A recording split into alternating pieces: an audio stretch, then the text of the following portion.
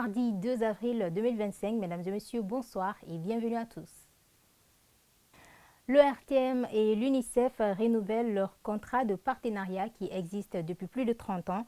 La signature de convention a eu lieu hier ici à l'ERTM sous la présidence du directeur général de l'ERTM, des représentants de l'UNICEF et du ministère de la Communication. Reportage Mohamed Bari.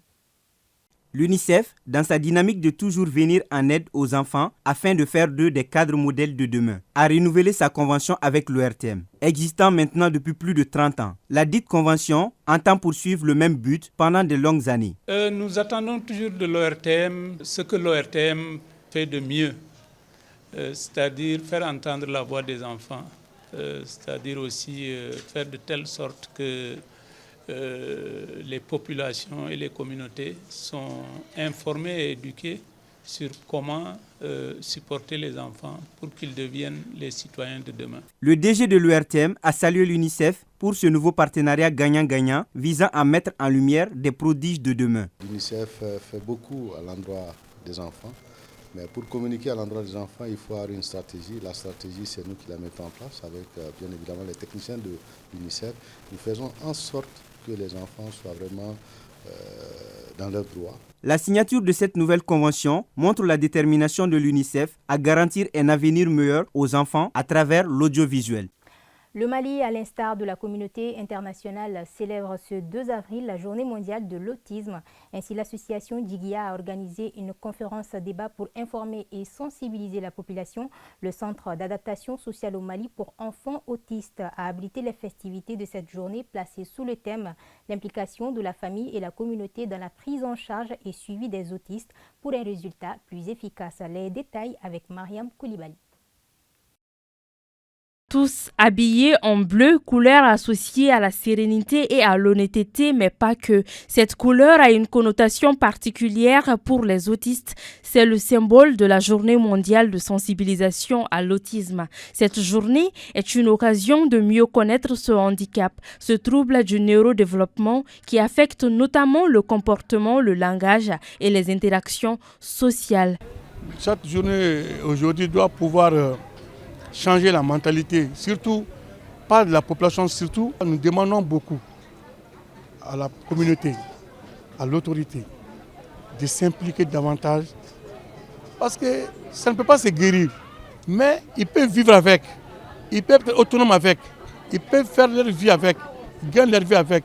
Il y a des grands savants, il y a des grands richards qui sont des autistes, qui sont connus dans le monde. Donc c'est une question de prise en charge seulement.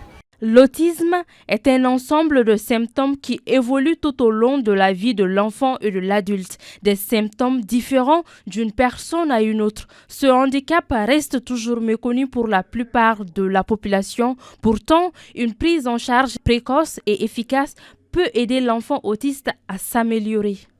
Il y a des autistes verbaux et il y a des autistes non verbaux. Tous ces enfants ont besoin de la prise en charge orthophonique. Et quand on amène ces enfants chez l'orthophoniste, l'enfant va bénéficier d'abord d'une évaluation et pour pouvoir poser un diagnostic par rapport au langage et à la communication de l'enfant et ensuite proposer des projets thérapeutiques afin d'arriver à une prise en charge de qualité. L'implication de la famille et communauté dans la prise en charge et suivi des autistes pour un résultat plus efficace, c'est le thème longuement débattu lors de cette cérémonie. Cette conférence visait à sensibiliser la population afin que l'autisme ne soit plus un sujet tabou. Il faut obligatoirement l'implication des parents concernés, c'est-à-dire nos belles familles, nos voisins, tout le monde pour pouvoir avoir un meilleur résultat avec nos enfants autistes. Quand on a un enfant autiste, on ne peut pas supporter les charges toute seule.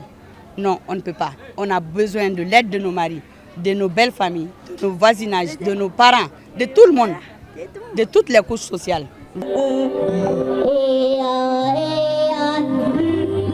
Depuis 2008, chaque 2 avril est une occasion de lutter contre les discriminations et promouvoir les politiques inclusives des personnes autistes.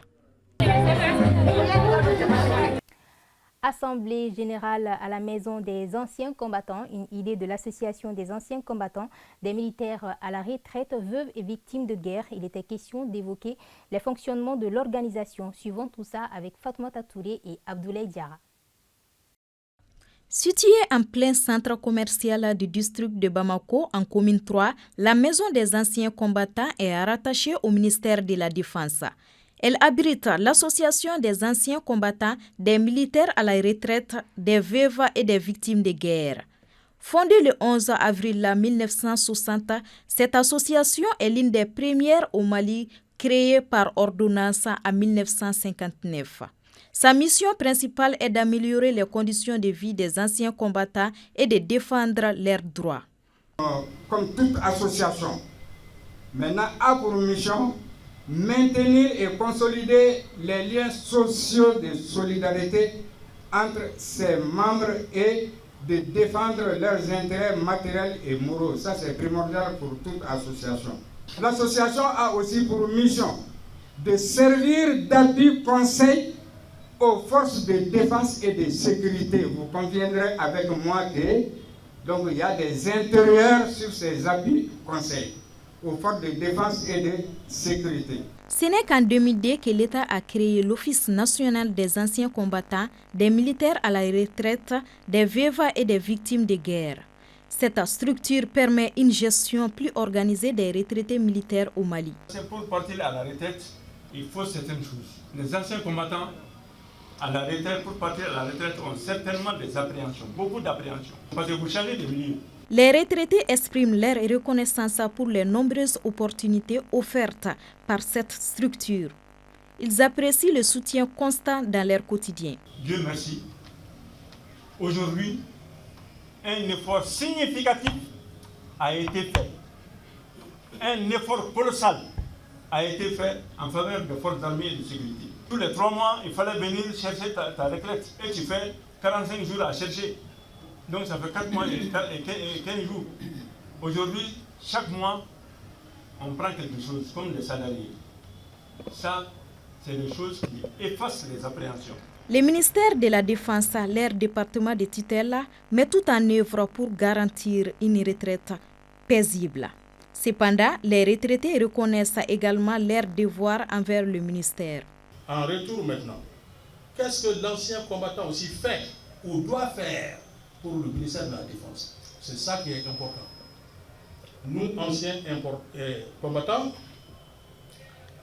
quand on sur la charte qu'on a donné les jeunes soldats recrues, il y a une leçon de base qu'on n'oublie pas. On nous dit maintenant, regardez, ayez le regard du peintre, ayez la plume du musicien et ayez le flair du chien partout où vous allez vous trouver, même sur votre lit. À la retraite, nous ne sommes que l'émanation de la vie militaire.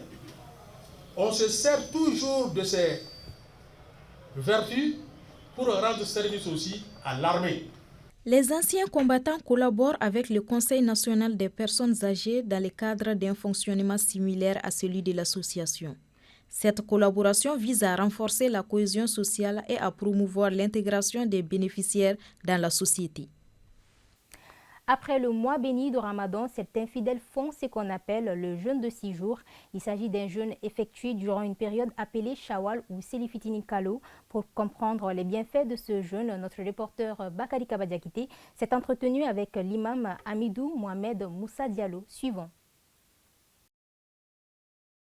Le grand compagnon du prophète Aba Ayyub al-Ansari radiallahu ta'ala anhu, il a dit que le prophète a dit sallallahu alayhi wa sallam dans un hadith authentique qui a été recueilli par l'imam Muslim, le prophète dit sallallahu alayhi wa sallam, toute personne qui jeûnera tout le mois de Ramadan et qui lui suivit des 6 jours pendant le mois de Shawwal aura une récompense de quelqu'un qui a jeûné pendant toute une année. Donc, mais il y a les savants qui divergent un peu sur le sujet.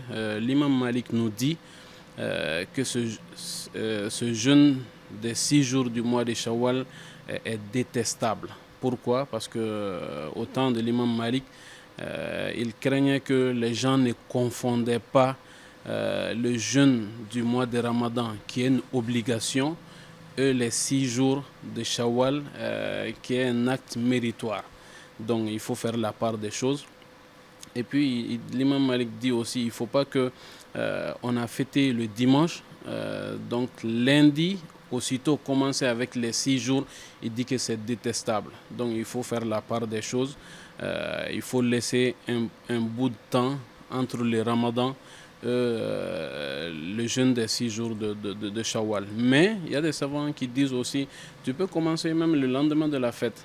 Tu es libre de jeûner, mais que ça soit uniquement dans le mois de Shawwal. Tu peux jeûner un jour, laisser 10 jours si tu veux. Tu peux enchaîner les 6 jours en même temps. Si tu veux, tu peux jeûner 2 jours, se reposer. Le choix t'appartient.